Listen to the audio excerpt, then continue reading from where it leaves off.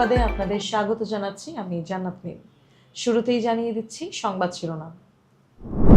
কাজ শেষে বাড়ি ফেরার পথে রূপপুর প্রকল্পের শ্রমিক নিহত।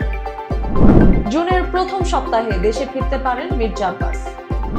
ফেসবুকের পোস্টে হাহা রিয়াক্ট ঘিরে বিএনপি নেতাকর্মীদের হামলায় এক নারীর মৃত্যু। নর্মাল ডেলিভারি সহজ করতে নতুন ঔষধ 1 লাখ স্বাস্থ্যকর্মী নিয়োগের ঘোষণা মন্ত্রী। চেন্নাই থেকে ঢাকায় আসছে কারিনা কাইসারের মরদেহ, সন্ধ্যায় জানাজা। এতক্ষণ শুনছিলেন শিরোনাম, এবারে বিস্তারিত। পাবনার ঈশ্বরদীতে মোটরসাইকেলের ধাক্কায় ইয়াসিন আলী নামের রূপপুর পারমাণবিক বিদ্যুৎ প্রকল্পের এক শ্রমিক নিহত হয়েছেন। শনিবার রাত 10টার দিকে শাহাপুর ইউনিয়নের মন্ত্রীর মোড়ে এই দুর্ঘটনা ঘটে। স্থানীয় সূত্র জানায়, কাজ শেষে বাইসাইকেলে বাড়ি ফেরার পথে বিপরীত দিক থেকে আসা দ্রুত গতির একটি মোটরসাইকেল তাকে সজোরে ধাক্কা দেয়। এতে গুরুতর আহত হন ইয়াসিন আলী। পরে স্থানীয়রা তাকে উদ্ধার করে উপজেলা স্বাস্থ্য কমপ্লেক্সে ভর্তি করেন। অবস্থার অবনতি হলে রাজশাহী মেডিকেল কলেজে হাসপাতালে নেওয়ার পথে তার মৃত্যু হয়। এই ঘটনায় মোটরসাইকেলের 2 আরোহীও গুরুতর আহত হয়েছেন এবং তারা স্থানীয় হাসপাতালে চিকিৎসাধীন রয়েছেন। ঈশ্বরদী থানা পুলিশ জানিয়েছে, মরদেহ পরিবারের কাছে হস্তান্তর করা হয়েছে এবং অভিযোগ পেলে আইনগত ব্যবস্থা নেওয়া হবে। মালয়েশিয়ায় চিকিৎসাধীন বিএনপির স্থায়ী কমিটির সদস্য মির্জা আব্বাসের শারীরিক অবস্থার উন্নতি হয়েছে বলে জানিয়েছে তার স্ত্রী আফরোজা আব্বাস। শনিবার কুয়ালালামপুরের প্রিন্স কোর্ট মেডিকেল সেন্টার হাসপাতালে সাংবাদিকদের এ তথ্য দেন তিনি। চিকিৎসকের বরাতে আফরোজা আব্বাস বলেন, আগের তুলনায় এখন অনেকটাই স্থিতিশীল রয়েছেন মির্জা আব্বাস এবং নিবিড় পর্যবেক্ষণে রেখে তার চিকিৎসা চলছে। বিভিন্ন পরীক্ষা নিরীক্ষার পর তাকে বিশেষ তত্ত্বাবধানে রাখা হয়েছে এবং চিকিৎসক দল তার শারীরিক অগ্রগতিতে সন্তোষ প্রকাশ করেছেন। বর্তমানে চিকিৎসকদের পরামর্শ অনুযায়ী বিশ্রাম ও পুনর্বাসন চিকিৎসার পাশাপাশি প্রতিদিন কিছু সময় হুইল চেয়ারে চলাফেরাও করেছেন তিনি। আফরোজা আব্বাস আশা প্রকাশ করেন, সবকিছু ঠিক থাকলে আগামী জুনের প্রথম সপ্তাহে দেশে ফিরতে পারেন মির্জা আব্বাস।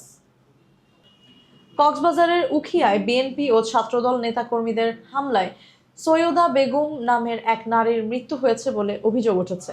শনিবার রাত 8টার দিকে রাজাপালং ইউনিয়নের টাইম পালং গ্রামে এই ঘটনা ঘটে। স্থানীয়দের দাবি, ফেসবুক পোস্টে হাহা রিয়াক্ট দেওয়াকে কেন্দ্র করে ছাত্রলীগের কর্মী মোহাম্মদ ইউনুস নামের এক যুবককে মারধরের সময় তাকে বাঁচাতে তার বন্ধু SM ইমরান ছুটে আসলে তাকেও বেধড়ক পেটানো হয়। ইমরানের ওপর হামলার খবর পেয়ে ঘটনাস্থলে তার মা সৈয়দা বেগম ছুটে আসেন। এ সময় ছেলেকে রক্ষা করতে গেলে তার উপরও হামলা হয়। পরে গুরুতর অবস্থায় তাকে উখিয়া উপজেলা স্বাস্থ্য কমপ্লেক্সে নেওয়া হলে চিকিৎসক মৃত ঘোষণা করেন। নিহতের পরিবারের দাবি, বিএনপি ও ছাত্র দলের কয়েকজন নেতাকর্মী এ হামলায় জড়িত। তবে অভিযুক্তরা অভিযোগ অস্বীকার করে ঘটনাটিকে অসুস্থতাজনিত মৃত্যু বলে দাবি করেছেন। উখিয়া থানার পুলিশ জানায়, এ ঘটনায় একজনকে আটক করা হয়েছে এবং মরদেহ ময়না তদন্তের জন্য কক্সবাজার সদর হাসপাতালে মর্গে পাঠানো হয়েছে।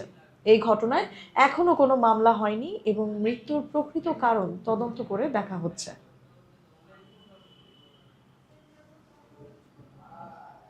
নরসিংদীর বেলাবতে ফ্যামিলি কার্ড বিতরণ অনুষ্ঠানে স্বাস্থ্য ও পরিবার কল্যাণ মন্ত্রী সর্দার সাখাওয়াত হোসেন মুকুল বলেন, দেশে লেবার পেইন বিলম্বিত করে নর্মাল ডেলিভারির জন্য নতুন ঔষধ আনা হয়েছে এবং এই খাতে 1 লাখ স্বাস্থ্যকর্মী নিয়োগের পরিকল্পনা রয়েছে।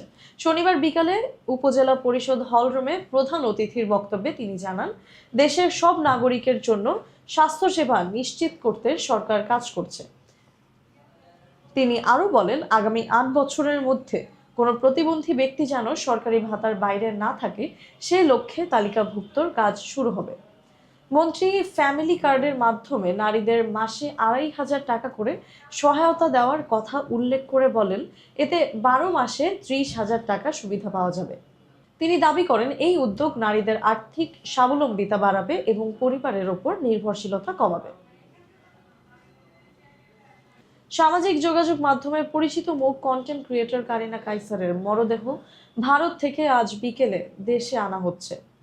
ইউএস বাংলা এয়ারলাইন্স বিনা খরচে চেন্নাই থেকে মরদেহ ঢাকায় নিয়ে আসার ব্যবস্থা করেছে বলে জানিয়েছে পরিবার। এর আগে গতকাল চেষ্টা করা হলেও মরদেহ আনা সম্ভব হয়নি। পরে আজ বিশেষ ব্যবস্থায় আনা হচ্ছে।